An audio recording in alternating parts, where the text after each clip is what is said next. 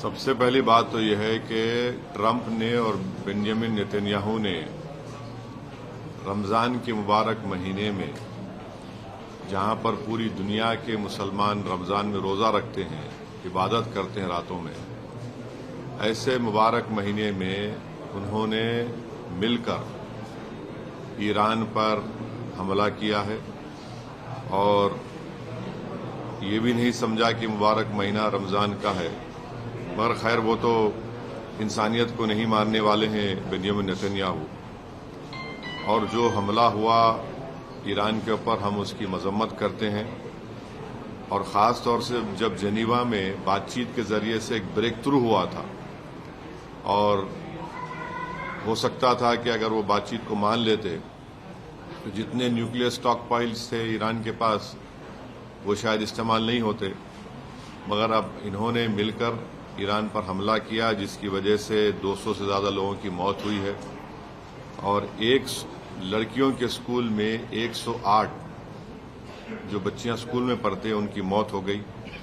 آیت اللہ خامنئی کی موت ہوئی ہے، اور میں اس کو امورل اور ان لافل ایکٹ مانتا ہوں آیت اللہ خامنئی کی موت کو، اور میری طرف سے، ہماری پارٹی کی طرف سے نہ صرف ان کے شیعہ ورلڈ کو بلکہ پورے لوگوں کو جو ان کو اپنا رہبر مانتے تھے، شیعہ قوم ان کو اپنا رہبر مانتی تھی، اور ہم یہ مطالبہ کرتے ہیں کہ یہ جنگ ختم ہونی چاہیے اور بھارت سرکار کو اس میں اپنا رول نبھانے کی ضرورت ہے، اور ہم امید کرتے ہیں کہ موجودہ بی جے پی کی سرکار آیت اللہ خامنئی کی موت کو کنڈیم کرے گی، اس جنگ کو رکانے کی پوری کوشش کرے گی، کیونکہ یاد رکھیے کہ 10 ملین کے قریب بھارت کے ناگرک گلف کنٹریز میں کام کرتے ہیں، اور ابھی اطلاع آئی کہ عمان کے پورٹ پر شاید ہمارے ایک انڈین ورکر کی زخمی بھی ہوئے ہیں۔ تو یہ بہت، اگر یہ جنگ نہیں رکے گی تو پھر یہ بہت آگے بڑھے گی، یہ ٹرموائل ہوگا پورے علاقے میں، اور آپ کو اندازہ بھی نہیں ہے کہ کئی بھارت کے لوگ جو عمرہ کرنے کے لیے گئے ہیں اور وہ ٹریول ایجنٹ کے ذریعے جاتے، پیسے دیتے 2 دن مکے میں، 3 دن مدینے میں، اب ان کے پاس پیسے نہیں ہیں، وہاں پہ فلائٹ ہی نہیں اڑ رہی ہے وہاں پہ، تو کتنی پریشانی ہو رہی ہے۔ اور ساتھ ہی ساتھ آپ یہ بھی بات جانتے ہیں کہ ہمارے جو پڑوسی ملک ہے اور جو اسرائیل ہے، یہ دونوں ملک اپنے پڑوسیوں کو چین سے جینے نہیں دے رہے۔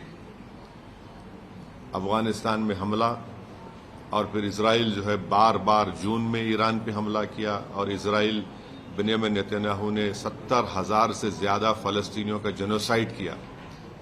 یہ جنوسائیڈل رجیم ہے اور جو ہمیشہ شرارت کرتے رہتے ہیں، تو یہ میرے احساسات ہیں اپنی پارٹی کی طرف سے، اور میں امید کرتا ہوں کہ ہماری گورنمنٹ آف انڈیا خامنئی کی موت کی مذمت کرے گی، اور اگر یہ جنگ نہیں رکے گی جو ایک اللیگل ہے اور کوئی خطرہ نہیں تھا کسی کو، صرف دبانا چاہ رہے تھے اور ظلم کر رہے ہیں اس طرح وہاں پر حملہ کر کے، اور اس کے جو نتائج نکلیں گے وہ برے نکلنے والے ہیں۔ ہم لوگ انڈر اسٹیمیٹ کر رہے ہیں، یہ ختم ہونے والی نہیں۔ اگر ٹرمپ اور نتنیاہو سمجھ رہے ہیں کہ رجیم چینج ہوگا ایران میں نہیں سمجھتا کہ رجیم چینج ہونے جانے والا ہے۔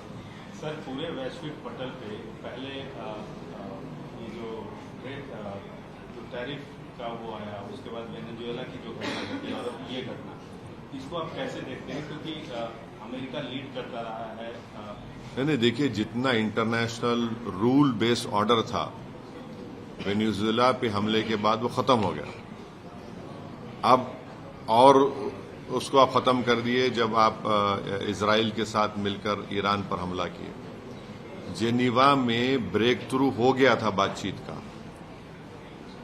اوباما جب پریزیڈنٹ تھے تو انہوں نے ایران سے JCPOA ایک ایگریمنٹ کیا کہ صرف 3% نیوکلیئر فیول بنائیں گے۔ ٹرمپ پریزیڈنٹ بنے، انہوں نے اس ٹریٹی کو ہی ختم کر دیا، تو ایران 60% پہ چلا گیا۔ 90% ہونا چاہیے آپ کو نیوکلیئر بم بنانے کے لیے. اب کون ذمہ دار ہے اس کا بولیے؟ اب جنیوا میں بات چیت ہو رہی تھی, تقریباً بریک تھرو ہو گیا تھا, اور جیسا بریک تھرو ہوا یہ گوری چمڑی کا ٹرمپ جو ہے بنیامین نیتنیاہو کے اشارے پر یہاں پر ایران پہ حملہ کر دیا اور پورا علاقہ جو ہے وہ ٹرموائل میں آ گیا. اب بتائیے دبئی کا ایئرپورٹ میں لوگ پھنسے ہوئے ہیں, فلائٹس کینسل ہو رہے ہیں, ایک افراتفری کا ماحول بن چکا ہے پورا, اور آئل پرائسز بڑھ جائیں گے اور اس کا اثر بھارت پہ ہی پڑنے والا ہے. ہم تو 80%, 25% تو آئل تو امپورٹ کرتے ہیں ہم. اگر $1 $2 بھی بڑھ گیا تو کتنا بڑا ہم پہ بوجھ پڑ جائے گا. یاد رکھیے اگر یہ آگ پھیل گئی جنگ کی تو ظاہر ہے یہ تمام ممالک میں اب حملے ہو رہے ہیں, تو پھر اس کا نقصان بھارت کے ہی ان قریب 1 کروڑ جو لوگ محنت کرتے ہیں وہاں پر اور اپنے گاڑے خون کی کمائی سے بھارت کو فارن ایکسچینج بھجاتے, ان کا مستقبل کیا ہوگا پھر؟ سر اس پورے پرکرن میں اپنے پڑوسی ملک پاکستان کو کس طرح سے دیکھ رہے ہیں؟ میں تو بولا نا, میں تو آپ کو بول دیا نا کہ پاکستان بھارت کا نیبر ہے. اسرائیل کے اطراف میں جتنے نیبرنگ کنٹریز ہیں, چاہے لیبنان ہو, سیریا ہو, قطر ہو, ان تمام یہ دونوں کنٹریز جو ہے اپنی شرارت اور اپنے ایول ذہنیت سے اپنے پڑوس میں سکون سے رہنے دیتے کسی کو, اور پاکستان افغانستان پہ حملہ کر دیا, اور اسرائیل جو ہے وہی کر رہا ہے. 19 سینچری کے آغاز میں 2 ہی کنٹریز مذہب کے نام پہ بنائے گئے تھے اور دونوں ناکام فیل سٹیٹس ہیں. یہ آپ کے سامنے مثال ہے, دیکھ رہے ہیں آپ. ایک تو جنوسائیڈ کر رہا ہے فلسطینیوں کا 75 سال سے, اور ایک ریسسٹ اور ڈسکرمنیٹری سٹیٹ اگر کہیں دنیا میں ہے تو اسرائیل ہے, اور یہ پاکستان کبھی بھی بھارت کو سکون سے رہنے نہیں دے گا, ہمیشہ ٹیررزم کو پروموٹ کرتا ہے اور پروموٹ کرتا رہے گا. مگر جو لوگ پھنسے ہوئے ہیں عام بھارت کے ناگر ایئرپورٹ پہ, ان کا کیا ہوگا بتائیے؟ جن کے ٹکٹس بک ہیں, بیچارے غریب مزدور ہیں, ان کے لیے 40-50 ہزار ٹکٹ لینا ان کے لیے تو قرضے کر کے جاتے ہیں, فلائٹ ہی نہیں ہے, پورے ایئرپورٹس بند ہیں. صرف کیا صرف اس لیے کہ اسرائیل کو اپنا مقصد پورا کرنا ہے. ایک اسرائیل کی وجہ سے پورے علاقے کو آپ آگ لگا دیں گے کیا؟ کہ ان کا دل نہیں بھرا 70,000 فلسطینیوں کو کی جان سے مارنے کے, 35,000 بچے مارے گئے اس میں.